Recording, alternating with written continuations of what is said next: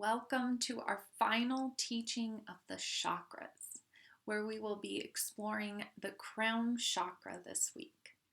Last week we focused on the third eye chakra, the center of perception, intuition, imagination, and mind.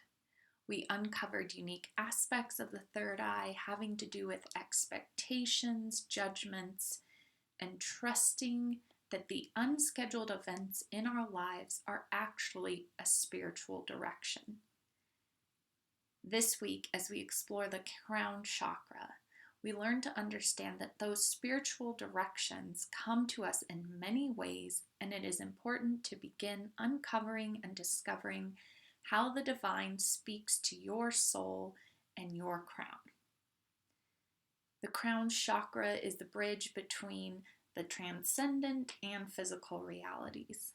It is the space where the spiritual and the transcendent energy meets our physical bodies and swirls and twists and winds through our entire system and all the other chakras. Each chakra is spiritually connected with the crown chakra. One affirmation I used to say, and that still comes to me when I am out of alignment, is, "My spirituality and sexuality are deeply intertwined." Again, my spirituality and sexuality are deeply intertwined. What comes up for you when I say that? It took me a while to wrap not only my mind around, but really my body and the pleasure, sensual parts of me, which are those lower chakras connected to the upper chakras and spirituality. They're just something to be aware of and be curious about for yourself. Bring what comes to you or questions that you have to our next sacred circle call. The crown chakra is the seat of oneness, of selflessness, and the release of intellectual knowing. It is an embodied and spiritual knowing that we are all one. There's a deep meaning in life, and that joy, peace, serenity, and interconnectedness are beyond our intellect. It's a transcending of the ego. Its color is violet or white, and it's connected to the pineal gland, our nervous system, our muscular system, our skin, and our cerebral cortex. And I find that fascinating that the crown, the seat of spirituality, of divine wisdom, the divinity, God, is connected to our nervous system, our energy of communication within the body, our muscular system, space of movement, and our skin. So the energy of the crown chakra is the life force and nourishment for mind, body, and soul. And it is the energy that generates devotion, rituals, prayer, meditation, mysticism, and prophetic insight that deepens our relationship to the divine within ourselves and with the world around us. Primary fears surrounding the crown chakra include fears of dark nights of the soul. And if you're like me and you've experienced one, there's a fear there. But once we can have hindsight and look at those dark nights of the soul as a gift and treasure, once we've been able to go through the entire grieving process, there's so many beautiful things, there's so many treasures to uncover in the depths and bring up to the light. Another fear of the crown chakra is spiritual abandonment, loss of identity, and loss of connection with life and the people around us.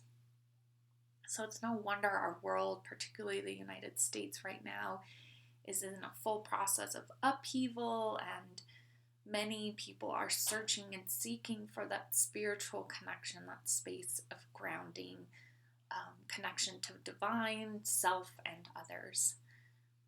Again, our crown chakras are craving spiritual, genuine connection, along with the willingness to release the old. And I believe that that's where we get tripped up and trapped at times, is we're not willing to release the old and embrace the new. So our strength or our gift of the crown chakra is that calling to embrace the new embrace the spaces of transition in our lives and connect with divine, with God, Goddess, Allah, your higher power, your spiritual source. Strength of the crown chakra are faith in all its aspects and what it represents for you. Inner guidance, insight, trust that goes beyond our human understanding and fears, ritual, devotion, discovering your soul's compass, or how the divine communicates and wants to be in relationship with you.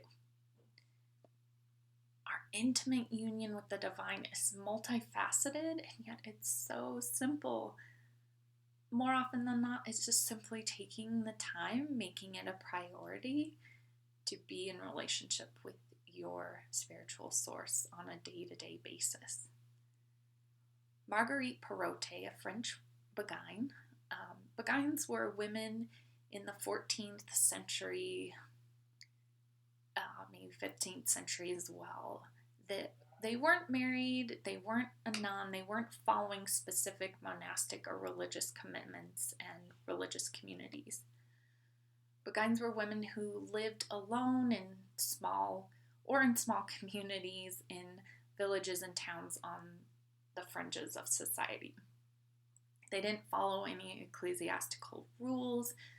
Really, they only followed the gospel's teachings of love of God, self, and neighbor. Marguerite Perrotet was one such woman. She was a mystic, and her writings and teachings from A Mirror for Simple Souls. Beautiful book, very in-depth, takes some time to really read and comprehend. Something that I would read over and over again and still find so much wisdom. But she can teach us about the crown chakra or add another dimension to it. One of my favorite quotes from her is, "She is the phoenix who is alone, for this soul is alone in love, who alone is satisfied in her." She is the phoenix who is alone, for this soul is alone in love, who alone is satisfied in her. It's beautiful, it's poignant, radiant, and full of depth. A teaching that intellectually makes sense when just reading it, but that our souls comprehend at a much deeper level because it connects to that crown chakra, the truth that we are connected in love, to love, and that we are love. Not only is this chakra calling us to divine, to one union, but it also calls us to live fully in the present moment. Fully in the present moment. Connecting back to our breath, to the beating of our heart, the flow of our own rhythms. In my own journey to understanding, knowing myself as love, light, oneness, more and more, I find that I begin to ask myself, in certain situations, with certain relationships and people, how important is this? This meaning anything in the physical that ruffles my feathers, breaks my peace, breaks my joy. In those moments, I know I can go to God, Goddess, the divine, and ask for guidance. I can come to root myself down through my root chakra and then connect with the crown chakra, asking for guidance. I can tune into my own inner wisdom and sage, asking, is this important? Is this connecting to a value? Or is it connecting to ego?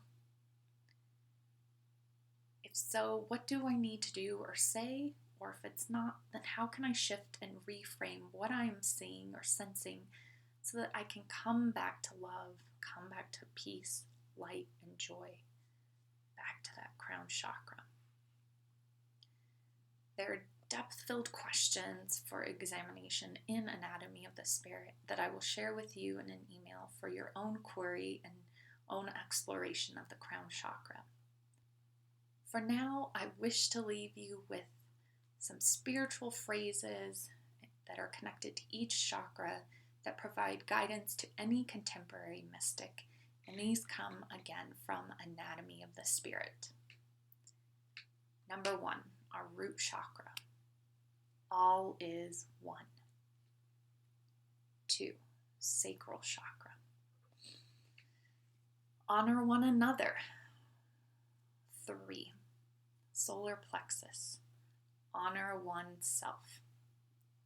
4, heart. Love is divine power. 5, throat. Surrender personal will to divine will. And here, this is my own side note, I would shift it to allow your personal will to dance with divine will, surrendering to the flow and rhythm of the dance. That's where that wild, wise woman and sage comes in. 6, for the third eye, seek only truth. And for the crown, live in the present moment. Connect to breath, that heartbeat. And I leave you with this. May you come to know yourself as love, and that love alone is satisfied